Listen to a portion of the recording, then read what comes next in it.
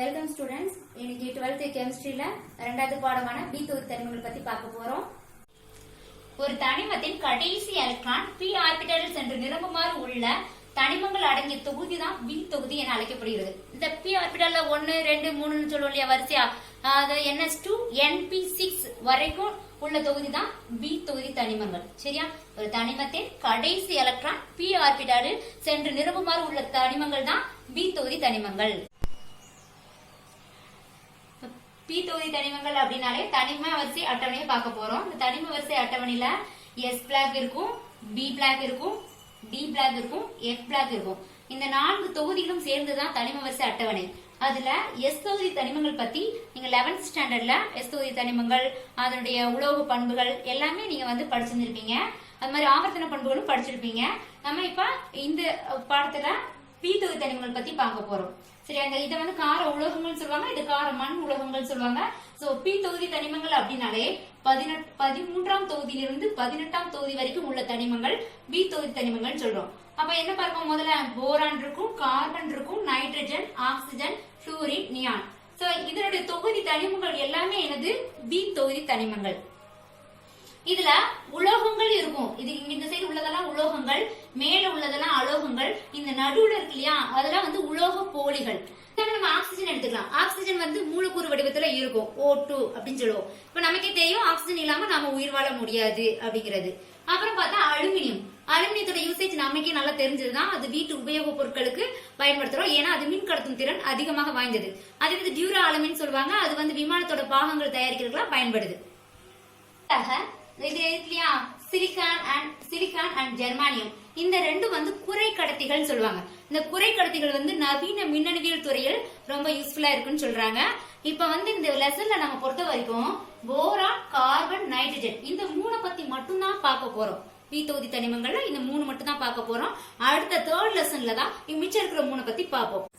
B தொகுதி தனிமங்களின் பண்புகளில் காணப்படும் பொதுவான போக்கு அப்படின்னு சொல்றாங்க. இதுல தனிமங்களின் பண்புகள், அவற்றின் எலக்ட்ரான் அமைப்பு, உருவளவு, அயனியாக்கும் ஆற்றல், அப்புறம் எலக்ட்ரான் கவர்திறன் ஆகியவற்றை பொறுத்துதான் அதனுடைய பொதுவான போக்கு அமைகிறது. சோ இதை சார்ந்துதான் நம்ம இன்ட்ரோடக்ஷன் பார்ட்ல பார்க்க போறோம். எலக்ட்ரான் அமைப்பு மற்றும் ஆக்சிஜனேற்ற நிலை, உலோக பண்பு, அயனியாக்கும் என்தால்பி, எலக்ட்ரான் கவர்திறன், முதல் தனிமங்களின் முரண்பட்ட பண்புகள். இதுல ஒரு கொஸ்டின் கூட இருக்கு, மந்த இணை விளைவு, பி தொகுதி தனிமங்களின் புற வேற்றுமை வடிவத்துவம். இதை பத்தி நம்ம பார்க்க போறோம். இப்ப எலக்ட்ரான் அமைப்பு மற்றும் ஆக்சிஜனேற்ற நிலை அப்படின்னு பார்க்கும்போது இப்ப பி தொகுதி தனிமங்கள் அப்படிங்கும்போது என்னதுல பார்ப்போம்? எலக்ட்ரான் அமைப்பு ns2 to np126 என பொதுவான எலக்ட்ரான் அமைப்பை பெற்றுள்ளன. சரியா? இப்ப குரூப் 13th 13வது தொகுதி. 13வது தொகுதியில ns2 np1. அது 14ஆம் தொகுதியில உள்ள எலக்ட்ரான் அமைப்பு எப்படி இருக்கும்? ns2 np2. 15ஆம் தொகுதியில ns2 np3. 16ஆம் தொகுதி ns2 np4. 17ஆவது தொகுதி ns2 np5. 18ஆவது தொகுதி ns2 np6. சோ இதனுடைய பொதுவான பி தொகுதிக்குரிய பொதுவான வாய்ப்பாடுன்னு பார்த்தா என்ன இருக்கும்? ns2 np126.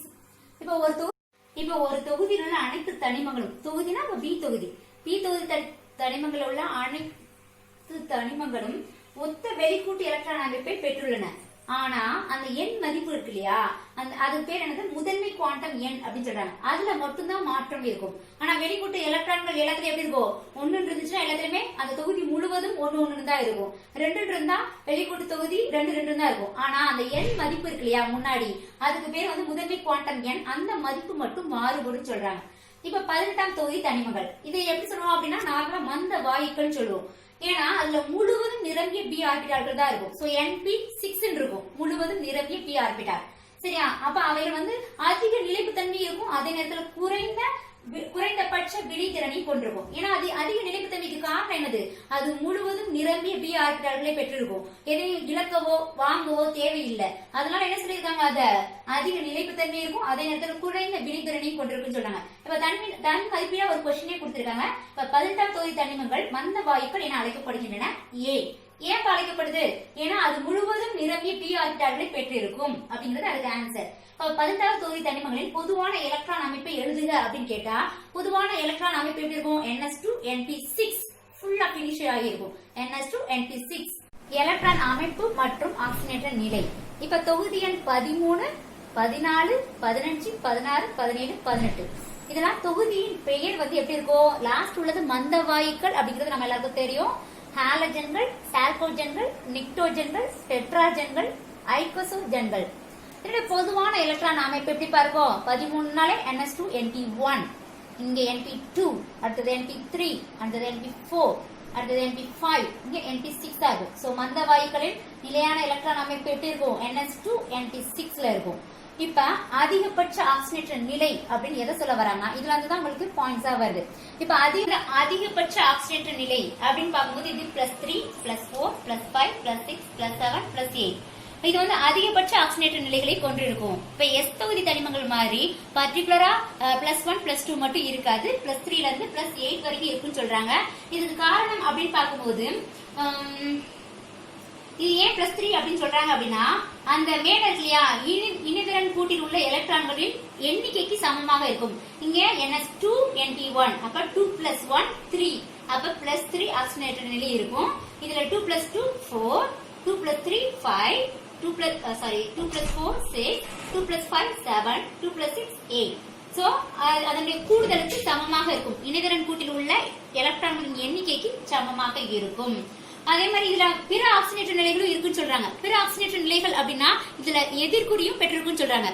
இப்ப எதிர்குறி மதிப்பு அப்படின்னா இப்ப ஹாலஜன் எடுத்துக்கோங்க. ஃபார் எக்ஸாம்பிள் ஹாலஜன்கள் ஒரு எலக்ட்ரானை வாங்கிட்டு எதுவா மாற நினைக்கும்? மந்த வாயுவா மாற நினைக்கும். அப்ப அதனுடைய ஆக்சிஜனேற்ற நிலை அப்படின்னு பார்க்கும்போது -1 இருக்கும். அப்ப இங்க ஹாலஜன்கள் -1 ஆகும். அதே நேரத்துல சால்கோஜன்கள் -2 ஆகும். நிக்டோஜன்கள் -3 ஆகவும் இருக்கும். சோ இது எதிர் ஆக்சிஜனேற்ற நிலைகளையும் பெற்றிருக்கும் சொல்ல வரோம். இப்ப நம்ம அடுத்து பார்க்க போறது வந்து உலோக பண்பு. உலோக பண்புனா என்னதுப்பா? ஒரு தனிமம் ஒரு எலக்ட்ரான்களை இழந்து அதன் நேர் அயனிகளை உருவாக்கும் திறனானது அத்தனிமத்தின் நேர்மின் தன்மை அல்லது உலோகத்தன்மை அப்படின்னு சொல்றோம். ஒரு தனிமம் ஒரு எலக்ட்ரானை இழந்துச்சுன்னா அது பாசிட்டிவ் சார்ஜா மாறிடும். அதுதான் என்ன சொல்றாங்க? நேர்மின் தன்மை அல்லது உலோகத்தன்மைன்னு சொல்றாங்க. இந்த பண்பு எதை சார்ந்து இருக்கும்? அயனியாக்கு மாற்றலை பொறுத்து இருக்குன்னு சொல்றாங்க. இப்ப அயனியாக்கு மாற்றம்னா ஒரு தொகுதியில் மேலிருந்து கீழாக செல்லும் போது என்ன ஆகும்? அயனியாக்கு பண்பு குறையும். அயனியாக்கு பண்பு குறையும் போது உலோக பண்பு அதிகரிக்கும். அப்ப ஒரு தொகுதியில் பி தொகுதியில் இடதுபுறத்தின் பி தொகுதியில இடதுபுறத்தின் கீழ் உள்ளது எல்லாமே எப்படி இருக்கும்? உலோகமா இருக்கும்.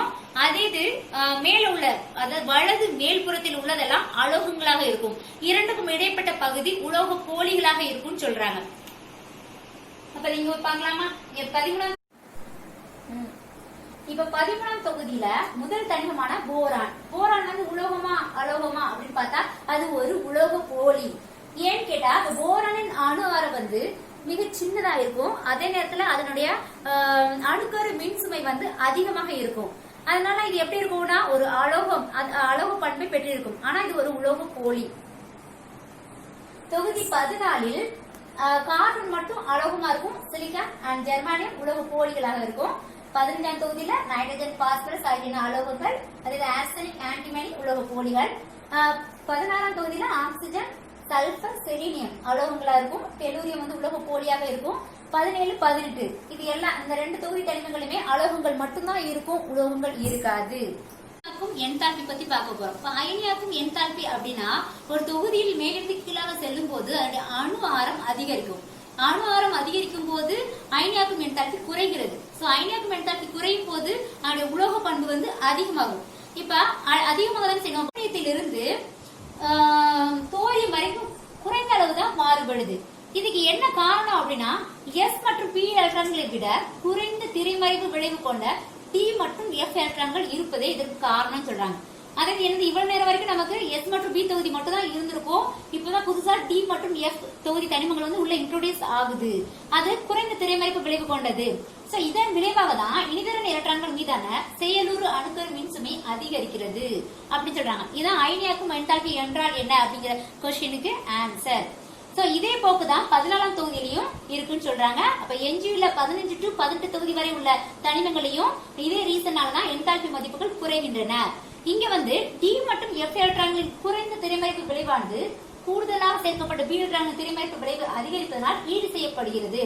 அதனால எதிர்பார்த்தது போலவே என்ன ஆகுது, முந்தைய தனிமங்கள் இப்ப எலக்ட்ரான் கவர்திறன். இப்ப எலக்ட்ரான் கவர்திறன் இந்த 13ஆம் தொகுதியில போரான்ல இருந்து அலுமினியம் வரும்போது குறையும், குறைஞ்சிட்டு கேலியத்திற்கு வரும்போது சற்று கூடுதலாகுது. அதே நிலைமைதான் கீழே வரைக்கும் தொடருதுன்னு சொல்றாங்க. அதே நேரத்துல இப்ப கார்பனுக்கும் அதே நிலைமைதான். ஆனா மற்ற தொகுதிகள்ல பார்க்கும்போது எல்லா தொகுதியிலுமே மேல இருந்து கீழே வரும்போது எலக்ட்ரான் கவர்திறன் மதிப்பானது குறையதான் செய்யும். அதை வந்து அணு ஆரத்துடன் தொடர்புபடுத்தி நாம முதல் தனிமங்களின் முரண்பட்ட பண்புகள், இது ஒரு முக்கியமான கொஸ்டின். சரியா? இப்ப பி தொகுதி தனிமங்களை பொறுத்த வரைக்கும் அந்த முதல் தொகுதி தனிமங்கள் வந்து அயனியாக்கும் என்தால்பியா இருக்கட்டும், எலக்ட்ரான் கவர்தன்மையா இருக்கட்டும், இதுல எல்லாமே என்ன ஆகுதுன்னா மற்ற தனிமங்களை காட்டிலும் டிஃபரெண்ட் ஆகுது. அதுக்கு ஏன் காரணம் அப்படின்னா முக்கியமான மூணு காரணம் வந்து சொல்றாங்க. ஃபர்ஸ்ட் அது சிறிய உருவளவு, அத சொல்றாங்க. ரெண்டாவது பாயிண்ட் என்ன சொல்றாங்க அப்படின்னா அது அதிக அயனியாக்கும் என்தால்பி பண்புகளுக்கு 3 ரீசன் சொன்னோம். ஒன்னு சிறிய உருவளவு இருக்கும், அதே நேரத்துல அதிக அயனியாக்கும் என்தால்பி, எலக்ட்ரான் கவர்தன்மை இருக்கும். தேர்ட் ரீசனா அதுல வந்து டி ஆர்பிட்டர்கள் இல்லாமல் இருக்கும். இதுதான் இந்த 3 நாளதான் அதனுடைய அது வந்து முதல் தொகுதியை காட்டிலும் முரண்பட்ட பண்புகளை பெற்றிருக்கு. இப்ப 13ஆம் தொகுதி வந்து போரான் இருக்கா, அது ஒரு உலோக போலி. ஆனா மற்ற உலோகங்கள் எல்லாமே வினைத்திறன் மிக்க உலோகங்களா இருக்கு. அந்த போரான் வந்து 14ஆம் தொகுதியை சார்ந்த சிலிக்கான் கூட மூளை விட்டு தொடர்புல இருக்கும். அதே நேரத்துல போரானும் சிலிக்கானும் அதனுடைய ஆக்சைடுகள் வந்து அமில பண்பில் ஒத்தி இருக்கும். அதே நேரத்துல எளிதில் நீரார் பகுப்படையும் சகப்பிணைப்பு ஹைட்ரேட்டுகளையும் உருவாக்கும். அதே நேரத்துல போரான் ட்ரைஃபுளோரைடை தவிர மற்ற தனிமங்களின் ஹாலைடுகள் வந்து எளிதில் நீரார் பகுப்படையும். இப்ப 14ஆம் தொகுதியில முதல் தனிமம் எதுப்பா? கார்பன் வந்து ஒரு அலோகம். அதே நேரத்துல அந்த கார்பன் வந்து தனிமங்கள் மற்றும் உலோக போலிகளாகவோ, கார்பன் மட்டும்தான் அதுல அலோகம், மற்றது என்னது 2, அதாவது சிலிக்கான் அண்ட் ஜெர்மானியம் வந்து உலோக போலிகளாக இருக்கும். அதுக்கடுத்து டின் அண்ட் லெட் வந்து உலோகங்களாக இருக்கும். இப்ப கார்பன் அணுவானது தனியா அது மட்டும் இருக்காது, அது பல் பிணைப்புகளை உருவாக்கும். இப்ப கார்பன் டபுள் பாண்ட் கார்பனா கொடுக்கும், கார்பன் டபுள் பாண்ட் ஆக்சிஜனா கொடுக்கும். சோ அது மாதிரி என்ன செய்யும், கார்பன் பலவிதமான பிணைப்புகளை ஏற்படுத்தும். 15ஆம் தொகுதி. இந்த 15ஆம் தொகுதியில முதல்ல என்னப்பா வரும்? நைட்ரஜன் வரும். சோ நைட்ரஜனும் மற்ற தனிமங்கள் வந்து வேறுபடுதுன்னு சொல்றாங்க. இது எது? கார்பனை போன்ற என்ன இருக்கும், பல் பிணைப்புகளை வந்து உருவாக்கும். சரியா? இது ஒரு டயாகாந்தன்மை கொண்ட வாயு. அப்புறம் 16ஆம் தொகுதி. இந்த 16ஆம் தொகுதியில என்ன இருக்கும்னா ஆக்சிஜன் இருக்கும். இது ஒரு ஈரணு மூலக்கூறு. இது அதிக எலக்ட்ரான் கவர்தன்மை கொண்டதா இருக்கும், அதனால ஹைட்ரஜன் பிணைப்பு உருவாகும். அதே மாதிரி 17ஆம் தொகுதியில் உள்ள புளோரினோ அதிக எலக்ட்ரான் கவர்தன்மை கொண்டது, இதுவும் ஹைட்ரஜன் பிணைப்பை உருவாகும். ஆனா மற்ற தொகுதியில காட்டிலும் இது முற்றிலும் வேறுபட்ட பண்புகளை கொண்டிருக்கும் சொல்லியிருக்காங்க. இப்ப புளோரின் வந்து ஆக்சிஜனேற்ற நிலை வந்து -1, அது தவிர்த்து அது +1, +3, +5 மற்றும் +7 ஆக்சிஜனேற்ற நிலைகளையும் மிக்க ஒரு ஆக்சிஜனேற்ற காரணி. அதே நேரத்துல அதிக வினைத்திறன் கொண்ட தனிமம். இப்ப மந்த இணை விளைவு அப்படின்னு உங்களுக்கு ஒரு கொஸ்டின் இருக்கு. மந்த இணை விளைவு என்றால் என்ன அப்படின்னு. இப்ப இனர்ட் பேர் எஃபெக்ட் அப்படின்னா இடைநிலை தனிமங்களை தொடர்ந்து வரும் கனமான தனிமங்களில் உள்ள வெளிக்கூட்டு எலக்ட்ரான்கள் பிணைப்பில் பங்கெடுக்க இயல்பாக முனையாத மந்த தன்மையை குறிக்கும் விளைவாகும் சொல்றாங்க. இதுக்கு என்ன காரணம் அப்படின்னா இடைநிலை தனிமங்களை அடுத்து வரும் அப்படின்னா டி தொகுதி தனிமங்களை அடுத்து வரக்கூடிய ஒரு வெளிக்கூட்டு எலக்ட்ரான்கள், அதாவது எஸ் கூடு, அது வந்து என்ன செய்யாதான், பிணைப்பில் வந்து ஈடுபடாது. ஏன்னு கேட்டா அப்படின்னா அது வந்து ரொம்ப ஸ்ட்ராங்கான கவர்ச்சி விசையில உள்ள இருக்கும், அதனால அது வந்து பிணைப்பில் ஈடுபட கொடுக்காது. சோ NH2 வந்து பிணைப்பில் ஈடுபடாது. அததான் மந்த இணை விளைவு அப்படின்னு சொல்றோம். அதே மாதிரி பாருங்க, இதனுடைய ஆக்சிஜனேற்ற நிலை, அதாவது 13ஆம் தொகுதியில இருந்து 13 to 16 வரையிலான ஆக்சிஜனேட் பி தொகுதி தனிமங்களோட ஆக்சிஜனேற்ற நிலையை வந்து நம்ம என்னன்னு வச்சுக்கிறோம் அப்படின்னா மேலிருந்து கீழே வரும்போது அதை விட, அதாவது அதனுடைய ஆக்சிஜனேற்ற நிலை எண்ணை விட 2 குறைவான ஆக்சிஜனேற்ற நிலைகள் மட்டும்தான் அதிக நிலைப்புத்தன்மை வாய்ந்ததாக இருக்கும்னு சொல்றாங்க. அப்ப அதனுடைய ஆக்சிஜனேற்ற நிலை என்ன அப்படின்னா அதை விட -2 எடுத்ததுக்கு அப்புறம் உள்ள ஆக்சிஜனேற்ற நிலை தான் அதிக நிலைப்புத்தன்மை இருக்குதுன்னு சொல்றாங்க. ஏன்னு கேட்டா அது எஸ்ங்கிற வெளிக்கூட்டில் உள்ள எலக்ட்ரான்கள் வந்து உட்கருவோட தீவிர கவர்ச்சி விசையில இருக்கிறதுனால அதை வந்து அயனியாக்கிறவோ பகிரவோ அல்லது எலக்ட்ரானை நீக்கவோ செய்ய முடியாது. சோ இது வந்து தனிமங்களின் இணைதிறன் கூட்டில் உள்ள எலக்ட்ரான்களின் எண்ணிக்கைக்கு ஏற்ப இப்ப கார மற்றும் கார உலோகங்களோட ஆக்சிஜனேற்ற நிலைன்னு பார்த்தா +1 and +2. அதே நேரத்துல பி தொகுதியில அப்படின்னு பார்க்கும்போது அதன் வெளிக்கூட்டில் உள்ள இணைதிறன் கூட்டில் உள்ள எலக்ட்ரான்களின் எண்ணிக்கைக்கு ஏற்ப அதனுடைய ஆக்சிஜனேற்ற நிலை வந்து மாறுபடும். இப்ப மந்த இணை விளைவுன்னு சொன்னோம் இல்லையா, இப்ப அத நல்லா தெளிவா எக்ஸ்பிளைன் பண்றதுக்காக நம்ம இது சொல்ல போறோம். இப்ப போரான் எடுத்திருக்கோம் 13வது தொகுதி, கார்பன் 14, நைட்ரஜன் 15, ஆக்சிஜன் 16. சரியா? இதனுடைய வெளிக்கூடு எலக்ட்ரான் அமைப்பு என்ன இருக்கும்? இது எலக்ட்ரான் அமைப்புனாலே ns2np1, இங்க ns2np2, ns2np3, ns2np4. சோ இத ரெண்டையும் கூட்டும்போது 2 + 1 3, அப்ப +3. அப்ப இதான் ஆக்சிஜனேற்ற நிலை. +3, இங்க +4, இங்க +5, இங்க +6.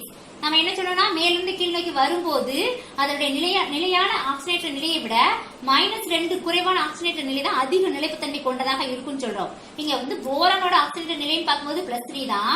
அதே இது போரான் கடத்து என்ன வரும் கீழே? போரான் கடத்து அலுமினியம், கேலியம், இண்டியம், தாலியம். இந்த தாலியம் இருக்கு இல்லையா, அந்த தாலியம் வந்து +3 ஆக்சிடேஷன் ஸ்டேட்டும் இருக்கும், +1 ஆக்சிடேஷன் ஸ்டேட்டும் இருக்கும். சோ +3 ஆக்சிடேஷன் ஸ்டேட் அப்படின்னா தாலியம் ட்ரைக்ளோரைடு வந்து கொடுக்கும். அதே +1 ஆக்சிடேஷன் ஸ்டேட்னா தாலியம் குளோரைடு வந்து கொடுக்கும். இதுல எது அதிக நிலைப்புத்தன்மை வாய்ந்ததுன்னு பார்த்தா தாலியம் குளோரைடு தான் அதிக நிலைப்புத்தன்மை வாய்ந்தது.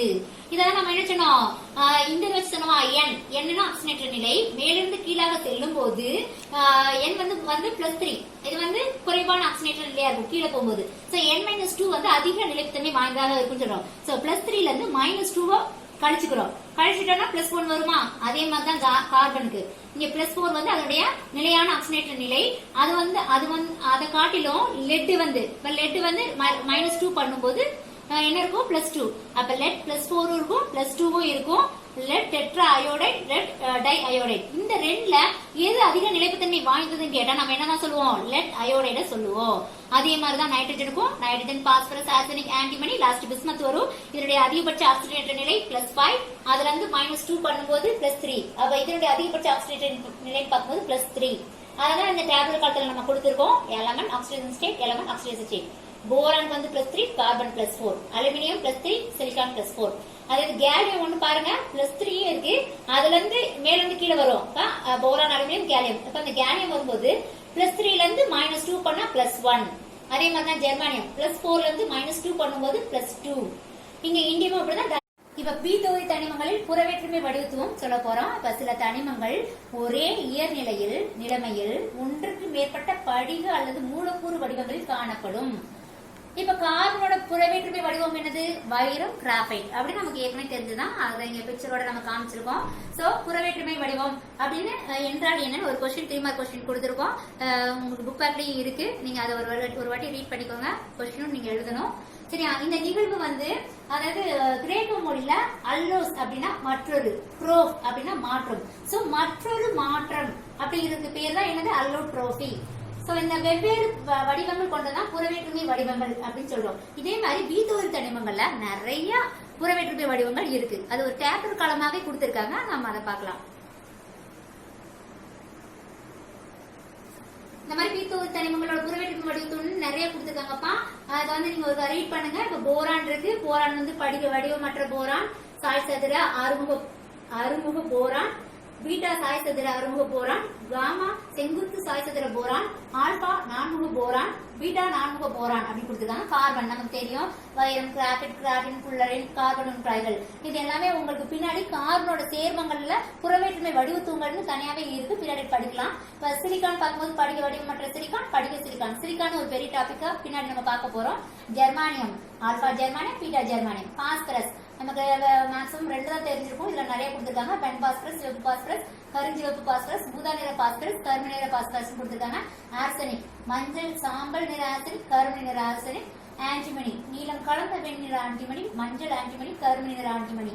ஆக்சிஜன் பொறுத்த வரைக்கும் டை ஆக்சிஜன், ஓசோன். இது நமக்கு நல்லா ஈஸியா தெரிஞ்சுதான். ஆக்சிஜன் மூலக்கூறு டை ஆக்சிஜன், ஓசோன் O3. கந்தகம், சாய் சதுர கந்தகம், ஒற்றை சரிவு கந்தகம். செலீனியம், சிவப்பு, சாம்பல், கருமை, ஒற்றை சரிவு செலீனியம். டெல்லூரியம், படிக வடிவமற்ற டெல்லூரியம், படிக டெல்லூரியம். இப்ப பின்னாடி ஒரு 5 கொஸ்டின் கொடுத்துருக்கோப்பா. அந்த 5 கொஸ்டினுக்கு ஆன்சர் எழுதி போஸ்ட் பண்ணுங்க. ஃபர்ஸ்ட் கொஸ்டின், பி தொகுதி தனிமங்களில் முதல் தனிமத்தின் முரண்பட்ட பண்புகள் பற்றி சிறு குறிப்பு வரைக. அப்புறம் பின்வருவனவற்றில் ஒரு உதாரணம் கொடு. ஐகோசோஜன், ஹெட்ரோஜன், நிக்டோஜன், சால்கோஜன். ஒவ்வொரு எக்ஸாம்பிள் மட்டும் கொடுத்தா போதும். பி தொகுதி தனிமங்களின் உலோக பண்பை பற்றி குறிப்பு வரைக. இது நம்ம கொஞ்ச நேரத்துக்கு முன்னாடி பார்த்தோம் இல்லையா, உலோக பண்பு. அதை ஃபுல்லா எழுதிருங்க. அதுக்கடுத்து மந்த இணை விளைவு என்றால் என்ன, உதாரணம் கொண்டு விளக்குக. அப்புறம் புறவேற்றுமை வடிவத்துவம் பற்றி சிறுகுறிப்பு வரைக. லாஸ்டா பார்த்தோம் இல்லையா கார்பன், அதை மட்டும் சொன்னா போதும். ஒரு உதாரணம் போடுனா கார்பன், கிராஃபைட் அண்ட் வைரம். இந்த லெசன் உங்களுக்கு இன்ட்ரோடக்ஷன் லெசன் தான். உங்களுக்கு புரிஞ்சிருக்கும்னு நினைக்கிறேன். இந்த 5 கொஸ்டின் மட்டும் எழுதி போஸ்ட் பண்ணுங்க. தேங்க்யூ.